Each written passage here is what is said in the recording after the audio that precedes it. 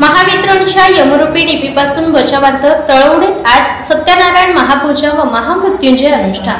पिंपरी चिंचवड शहरात भोसरी महावितरण विभाग टीकेचे धनी होताना दिसत आहेत। नुकतेच तळवडे शाखा अभियंता निलंबन प्रकरण झाले, त्यानंतर अधिकाऱ्यांचे कार्यकर्ते अभियंत्यांना घेराव घालून कार्यवाही टाळण्यासाठी निर्माण केलेला दबाव आणि आता तर काय चक्क डीपीवर दिलेल्या वाढीव लोडमुळे नागरिकांचा जीवच टाळलेला लागला आहे। विशेष म्हणजे या धोकादायक डीपी पासून शाळा ही काही अंतरावरच आहे, तरीही या डीपीवर अर्थकारणासाठी अनावश्यक लोड देण्याचा गैरप्रकार चव्हाट्यावर आला आहे। भ्रष्टाचारी अधिकारी यांच्यावर कार्यवाही करावी, तसेच या यमरूपी डीपी पासून नागरिकांच्या जीवाचे संरक्षण व्हावे याकरिता तळवडेतील ओव्हरलोड अशोक पवार डीपी क्रमांक 4676106200 KVA येथे महामृत्युंजय अनुष्ठान पूजे होम करून आंदोलन करण्यात आले। यावेळी रामभाऊ उबाळे, मान्य शहर प्रमुख, भारतीय विद्यार्थी सेना, भालचंद्र सावंत, सचिन सानप, अरुण थोपटे, जमीर मुल्ला, राहुल पवार, वसंत पंक्ते, आप्पा नरळे, सर्जेराव कचरे, लक्ष्मण गुरसाळे, दगडू सातपुते, अशोक पवार तसेच ज्येष्ठ नागरिक आणि परिसरातील नागरिक मोठ्या संख्येने उपस्थित होते। सत्यनारायण पूजा झाली, त्याबद्दल तुम्हाला काय वाटतं?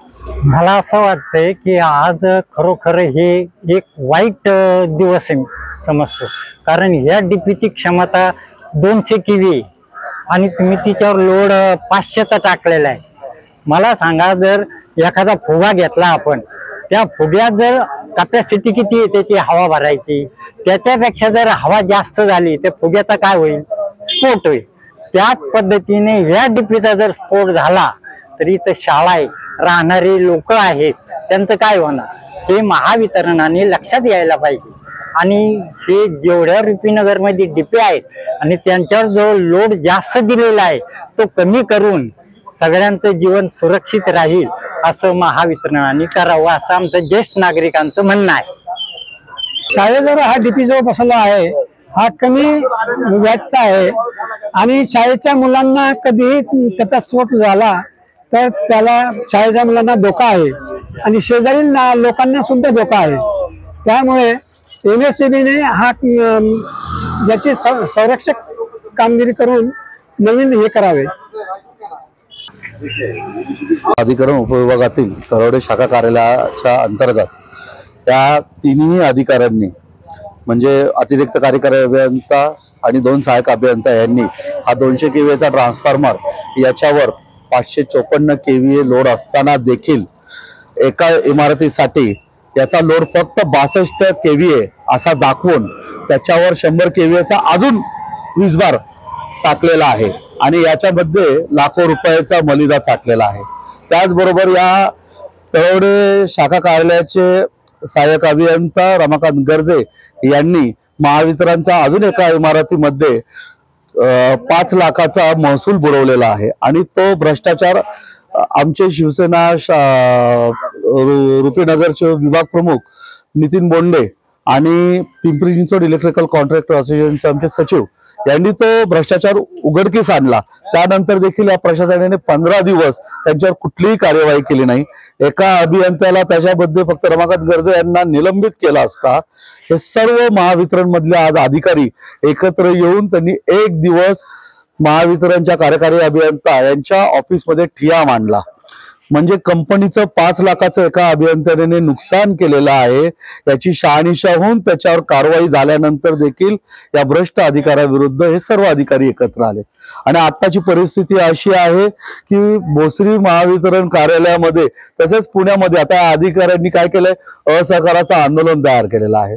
पूर्वी जी कामं पटापट होत होती त्याला नियमाचा बडगा दाखवून मुद्दाम 2 दिवस 3 दिवस लावण्याचे, एखादं पत्र जर 10 मिनिटात मार्किंग देऊन इनवर्ड होत असेल तर त्याला नियमाचा आधार देऊन ते 2 दिवसांनी कसं होईल याच्याकडे आता ते आम्हाला त्रास द्यायच्या मागे लागलेत। आमची प्रशासनाकडे एवढीच मागणी आहे की या अधिकाऱ्यांनी जो भ्रष्टाचार केला आहे यांच्यावर तुम्ही कारवाई करा। जर उंदरानेच जहाज कुरतडून खाण्याचा हा प्रकार चालला आहे आणि 5 लाखाचा महसूल एका अधिकाऱ्याने बुडवला एका केसमध्ये, असं पुण्यामध्ये 100 अधिकारी आहेत, सर्व अधिकारी भ्रष्ट असतील, काही लोकांनी केलेला आहे। असा जर हा शोधून काढला तर याच्यावर आळा बसेल आणि जी वीज दरवाढ आमच्या उरावर तुम्ही लादतायत ही वीज दरवाढ कमी होईल। महावितरणचा महसूल वाचवण्याच्या दृष्टीने आम्ही जर ठेकेदार तुम्हाला मदत करत असेल आणि महावितरणचा पगार घेऊन अधिकारी जर महावितरण डुबवत असेल तर याचा विचार जनतेने आणि प्रशासनाने करावा। आदरणीय या महाराष्ट्राचे उपमुख्यमंत्री तसेच ऊर्जा मंत्री देवेंद्र फडणवीस साहेबांना माझी विनंती आहे की यांनी हा विषय गांभीर्याने याचा घ्यावा आणि या ठिकाणी SIT चौकशी लावावी की या SIT चौकशीमधून इथे कमीत कमी 100 कोटीचा गफला झालेला आहे। पूर्वी देखील इन्फ्राच्या कामामध्ये 6.5 कोटीचा गफला झालेला होता। 10 दोषी अधिकाऱ्यांना फक्त प्रत्येकी 50,000 रुपये देऊन तत्कालीन या ठिकाणचे रिजनल डायरेक्टर संजय ताकसांडे यांनी देखील सोडून दिलेला आहे। आणि आता सुद्धा असंच म्हणतायत की यांना शेवटची शिक्षा काय करतील तर यांच्याकडनं 50,000 रुपयाचा दंड ही कंपनी भरून घेईल। म्हणजे कंपनीचं 5 लाखाचं नुकसान केलंय आणि जर 50,000 भरायचे असेल तर प्रत्येक अधिकारी हे करू शकतो।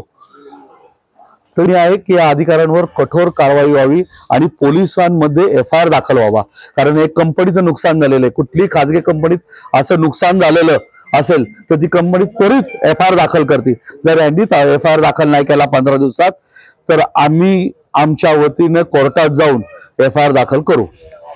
सिटी प्लस मराठीसाठी गणेश मोरे, पिंपरी चिंचवड।